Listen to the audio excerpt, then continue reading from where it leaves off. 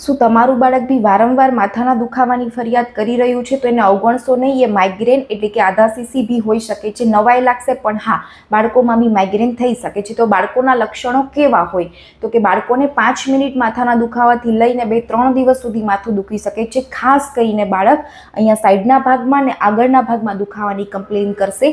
ક્યારેક ક્યારેક પેટના દુખાવાની બી જોડે કમ્પ્લેન કરશે, અને ક્યારેક ઉલટી થશે, અને ઘણી વખત ઉબકા જ આવશે, ઉલટી નહીં થઈ શકે. આ દરમિયાન બાળક સ્કૂલે જવાનું અવોઇડ કરશે, ઘરમાં રહેવાનું વધારે પસંદ કરે છે. આની પાછળના કારણો શું છે? તો કે ઓછા પ્રમાણમાં પ્રવાહીનું સેવન કરવું, ડિહાઇડ્રેશન હોવું, ઘણી વખત વધારે પડતો ટીવી અને મોબાઈલનો યુઝ કરી લીધો હોય, ચોકલેટ ચીઝનું પ્રમાણ વધી ગયું હોય, આઉટડોર ગેમ્સ તડકામાં વધારે સમય રમી હોય, ઇન્ફેક્શનમાંથી રિકવર થઈ રહ્યું હોય બાળક, અને સ્લીપ એટલે કે એની જે ઉઠવાની અને સૂવાની સાયકલ છે એ ખોરવાઈ ગઈ હોય, તો બી આ પ્રકારનો દુખાવો થઈ શકે છે. જો એમના મમ્મી કે પપ્પાને દુખાવો હોય તો આ દુખાવો ઘણીવાર વારસાગત બી આવી શકે છે.